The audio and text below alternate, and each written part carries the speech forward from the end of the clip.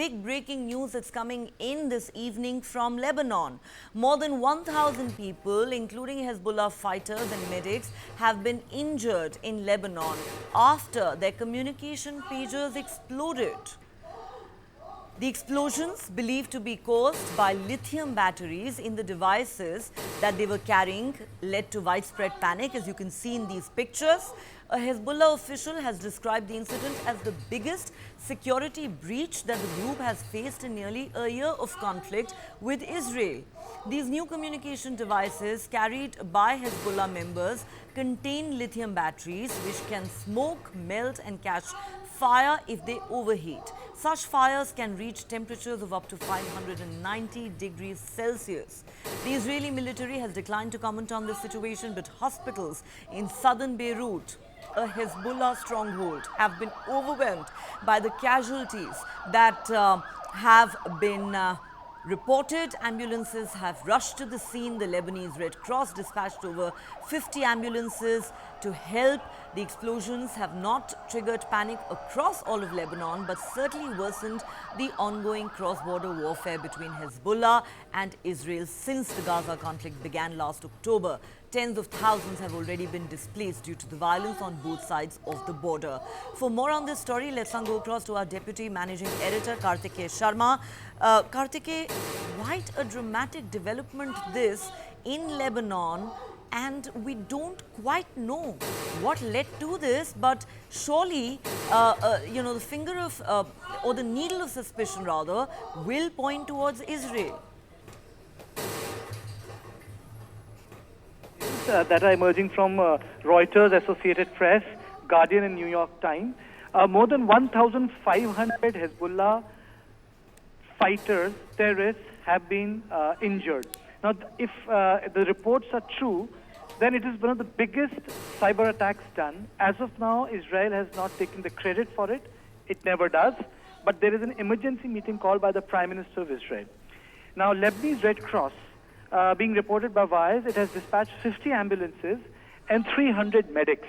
Now, if you look at those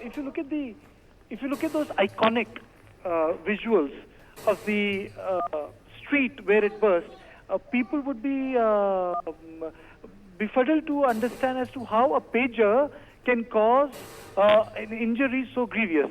So let me get you those details. Pagers have rechargeable lithium batteries. They are used in a wide range of products. Now, the fire caused by the explosion of these batteries can produce heat up to 590 degrees Celsius. Yes, 590 degrees Celsius. And most of these batteries were recently purchased.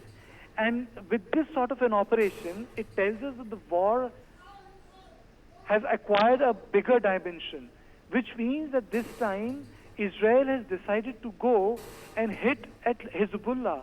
The wider understanding was that Israel will find it very, very difficult to attack Hezbollah because they have got more than 1 lakh fighters, far better trained than Hamas, better funded by Iran, with automatic weapons, with their own silos of rocket, a state to defend, which is Lebanon, and Hezbollah is part of their parliamentary process. It's not as if Hezbollah operates at a different layer in Lebanon. So keeping that in mind, the sort of operation that has happened is, I would say, has to be extremely complex. Yes, Israelis have done operations in Iran. They have used an automatic weapon against the Iranian scientist, in which he died and the gun was operated from Iran. If you would recall that they had an operation which took place under which they were able to attack the machinery involved in enriching of the uranium. But this is the first, I have to admit to you, and this has led to a lot of casualties. It's been reported that a couple of people who have died are also kith and kins of the parliamentarians. So young children have also died. This has attacked people across board. Now, the whole range of this, I would say, reportage is roughly an hour and 5 minutes old, Neha.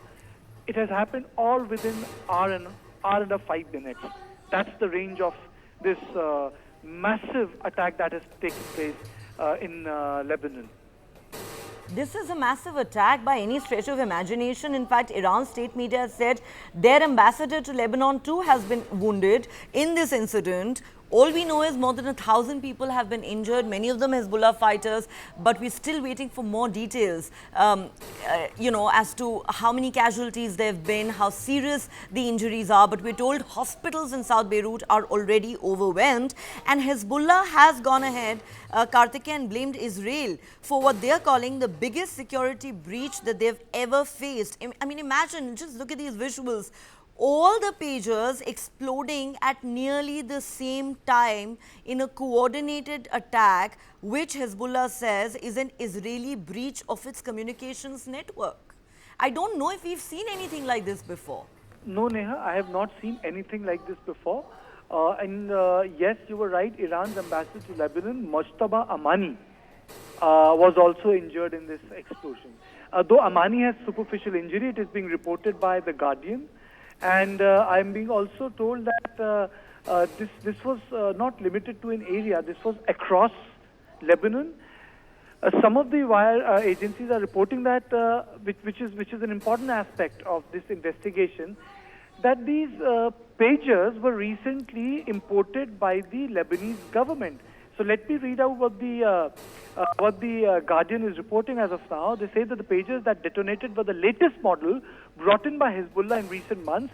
3 security sources have told them. This has also been reported by Reuters. Now, whether these pagers were purchased from Jordan, whether these pagers were purchased from any other country, third party, it means that they were being tracked.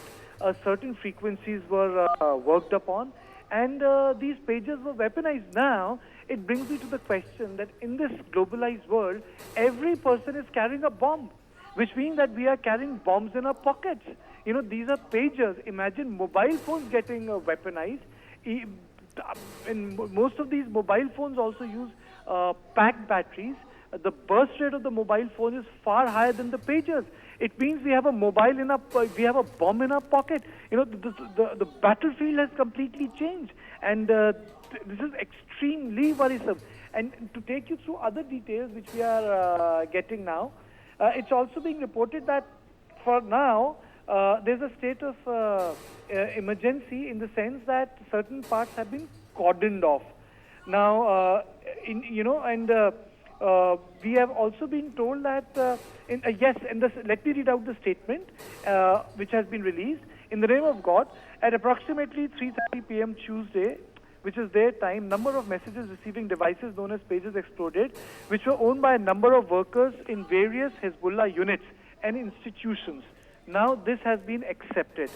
These explosions, the cause of which are still unknown, led to the martyrdom of child and 2 brothers and the injury of large numbers of people. This is the statement they have released, the Hezbollah. And they are saying that the medical and the health agencies are treating the wounded people. And it actually refers to the fact that somehow the Israeli state is involved. So, you know, the fingers have been raised now. But this is something unbelievable in context of weaponizing a daily utility. Neha, you see, people, we are missing a point here. A daily utility is being weaponized. It's a pager. Imagine in a different warfare, you weaponize mobile phones. Then what, Neha?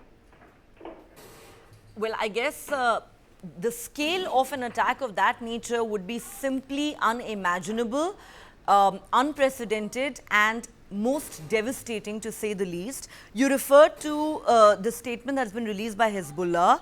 Hezbollah has also said that 2 of their fighters have died, and in total, so far we know there have been 3 casualties in these pager explosions. Also, Karthike, this is significant. You mentioned the Prime Minister of Israel has called an emergency meeting with the military cabinet. Now, Israeli military leaders are actually saying that they expect Hezbollah to launch a coordinated attack on Israel in the next few hours. Yes, I think that can happen because Hezbollah, one, has got aerial units. Unlike Hamas, they made, they makeshift, make-do rockets. Hezbollah have got dedicated units that can actually fire rockets. These rockets primarily are from Iran. And, we cannot underestimate them. If Houthis day before yesterday can fire a missile from Yemen to Israel, which flies more than 2,000 kilometers.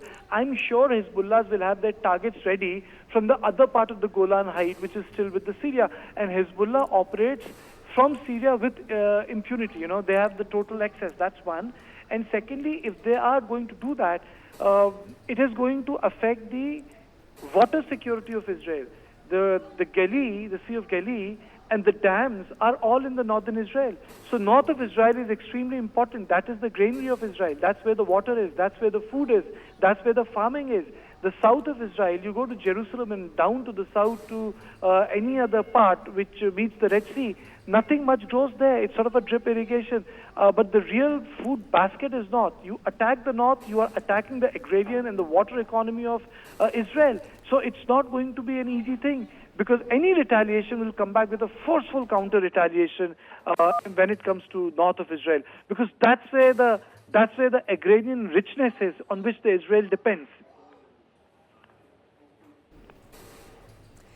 Well, certainly, you know, if we are going to see reprisals from Hezbollah, things are only going to get worse in the region. And as you pointed out, while Israel has already been at war with Hamas in Gaza for over 10 months, there are many who point out that Hezbollah could actually be a far bigger adversary for Israel. You know, now the question really is what happens next, what kind of a response we can expect from Hezbollah, which has already blamed Israel for this. Now, you know, as we marvel at the nature of this attack and how it was triggered, questions, of course, are also going to be asked, Karthikeya, about how much more tensions in the Middle East are going to escalate in the aftermath of today's pager explosions. You know, one more thing which I like to point out, it's very important, because, you know, when you plan an attack, there is a physiology to it. Where do you keep a pager? You can keep a pager in your pocket. You can keep a pager near your belt, tight near the belt, which is the abdomen, which is the most, I would say, one of the softest part of the human's anatomy. So if you have an explosion which can reach the Celsius level of 590 degrees, imagine the injury you will cause. Which means that the casualty would be high or the injuries would be deep. So one will have to wait and see, Neha, but this changes the game. This actually changes the game in West Asia. It changes the game in West Asia. Remains to be seen what fallout it's going to have. Perhaps we can expect reprisals in the days or even hours to come. Thanks very much, Karthikeya, for all those details.